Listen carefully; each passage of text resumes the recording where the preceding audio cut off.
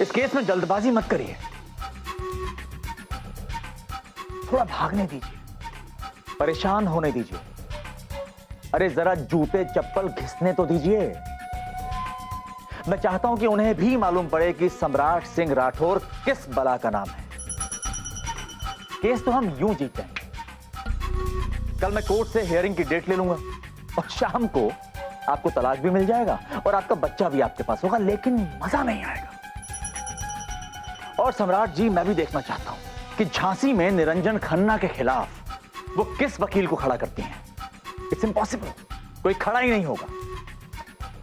हार तो मैं उसे दूंगा और बदले में जीत भी छीन लूंगा, लेकिन मजा लीजिए। मिस्टर सम्राट, जो खेल आपने शुरू किया है उसे जी भर के खेलिए, थोड़े मजे लीजिए, और जब आपका मन भर जाएगा हम इस खेल को खत्म कर देंगे। देखिए, ऐसा है, आपको जो भी करना है ना वो अभी कीजिए आप। Don't delay. Okay? Are you sure? Sure sure.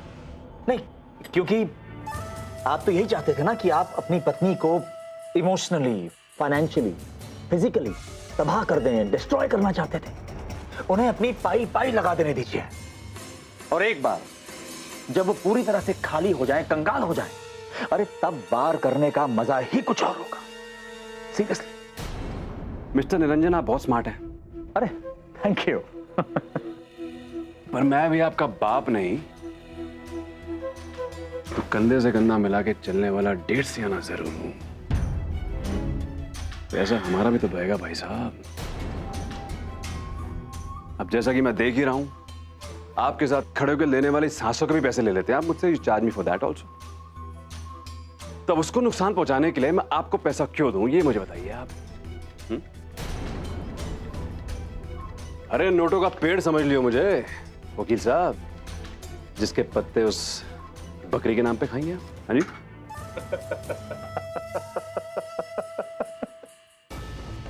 कमाल है सम्राट जी, फैन हो गया हूं मैं आपका। कमाल है। यू नो समथिंग सम्राट जी, न जाने कितने चतुर शातिर लोग गए होंगे जो आप जैसे महापुरुष ने धरती पे जन्म लिया है। पल पल और पाई पाई का अगला पिछला सारा हिसाब बराबर याद है आपको। एग्जैक्टली। अब ये बताइए मैंने गलत क्या कहा है? आप बताइए क्या गलत है इसमें? देखिए, आप जैसे हाथी को पालने से कुछ मतलब निकले तो पालू ना मैं। आपकी खुराक बहुत है भाई, क्या बताऊं मैं आपको। भाई गॉड, अच्छे घबरा जाए भाई। टॉप लॉयर है आप झांसी के। हाँ? कोई खड़ा नहीं होता आपके सामने किसी केस पे। पॉइंट ये है कि मुझे अपनी जेब खाली नहीं करानी है बेवजह। इसलिए आप बस अपने हिस्से का काम कीजिए और बाकी का मोर्चा हम संभाल लेंगे। Okay? Okay, as you wish. हाँ, बस फटाफट लग जाइए आप काम पे, इस केस को आगे बढ़ाइए और मैडम को घसीटिए कोर्ट में। और पहली हेयरिंग लास्ट हेयरिंग होनी चाहिए। ऐसा काम कीजिए आप, ताकि पलक झपकती उसका बच्चा मेरे पास आ जाए।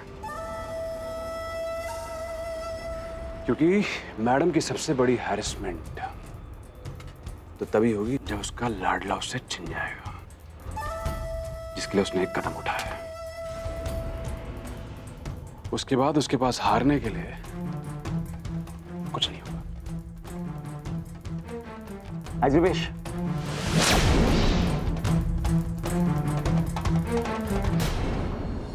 One, two, three. अरे तिवारी जी, आप क्या कर रहे हो?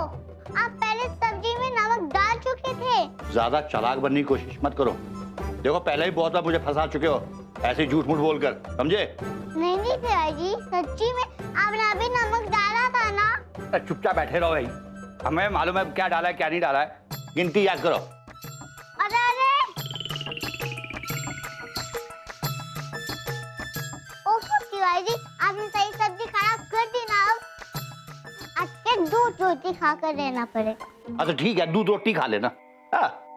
वैसे तिवारी जी मामा कहाँ गई है? अब तक क्यों नहीं आई? वकील को मिलने गई है। अच्छा, डिवोर्स के लिए वकील के पास गई है।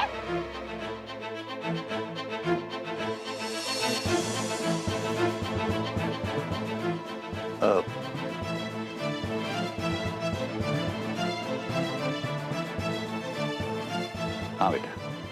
पर तिवारी जी, डिवोर्स क्या होता है? बेटा, जब आपस में दो लोगों की बनती नहीं है, जैसे तुम्हारे पापा और मम्मी की, तो वो एक दूसरे को छोड़ सकते हैं। उसे डाइवोर्स कहते हैं बेटा। क्योंकि तुम्हारी मम्मी को तुम्हारे पापा पसंद नहीं है, इसलिए वो उसे छोड़ना चाहती है, उसे डाइवोर्स देना चाहती है।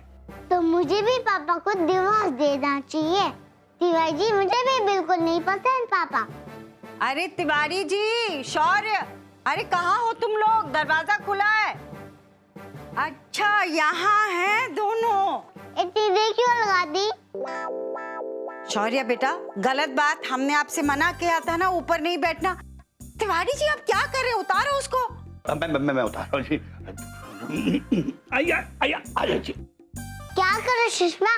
तिवारी जी को देखने के लिए मुझे बैठना पड़ा। तभी भी इन्होंने सब्जी में 2 बार नमक डाला। अच्छा, अरे सुषमा जी, आपको तो मालूम है बच्चा कुछ भी बोलता रहता है ना। हम देखते हैं।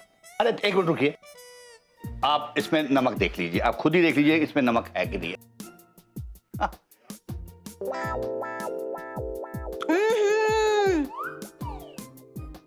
बिल्कुल सही कह रहे हैं शौर्य, कितना नमक डाल दिया। सुषमा, ज्यादा मत डालो तिवारी जी को, नहीं तो डिवोर्स दे देंगे आपको।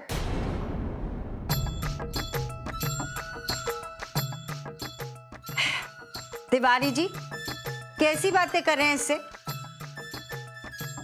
बुढ़ापे में डिवोर्स देंगे हमें?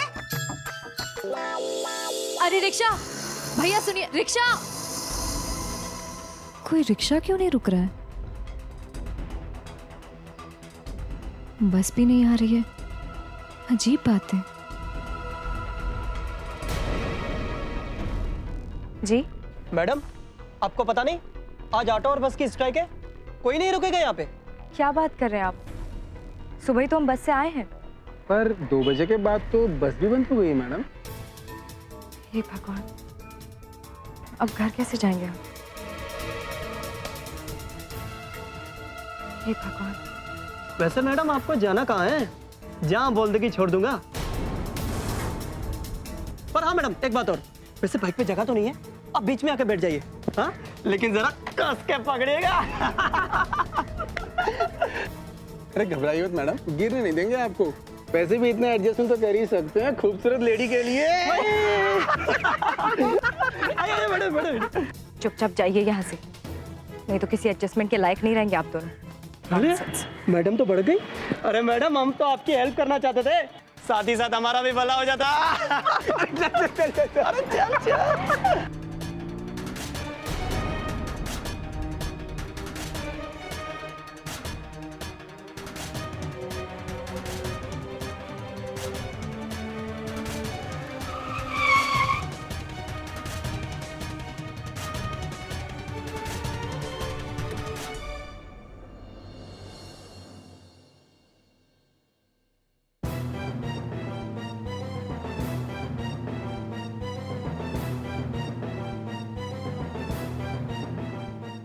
रुमी, तुम यहाँ? बस स्टॉप पे आज बसेस और ऑटो की स्ट्राइक है। जानते हैं। तो फिर रिक्शा, रिक्शा।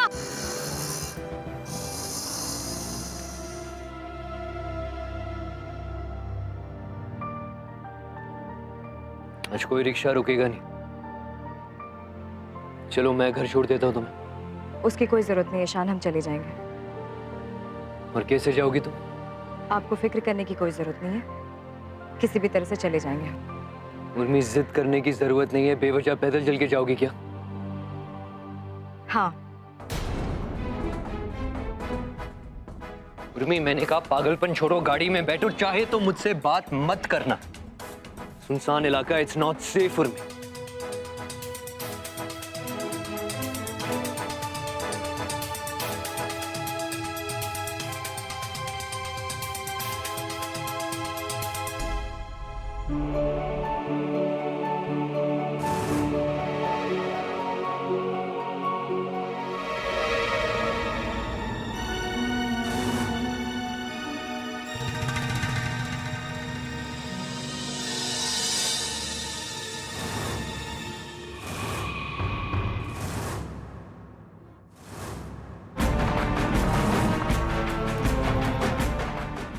उर्मी और ईशान साथ में।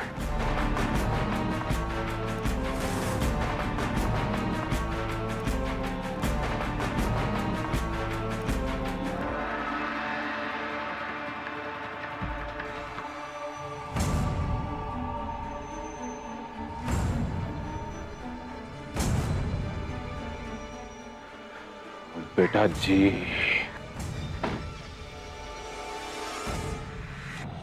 तो ये चल रहा है मेरी नाक के नीचे।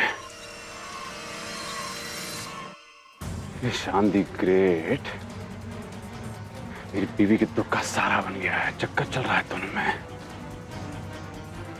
इसलिए दोस्ती को भी दांव पे लगा दिया उसने। सही सोचता था मैं।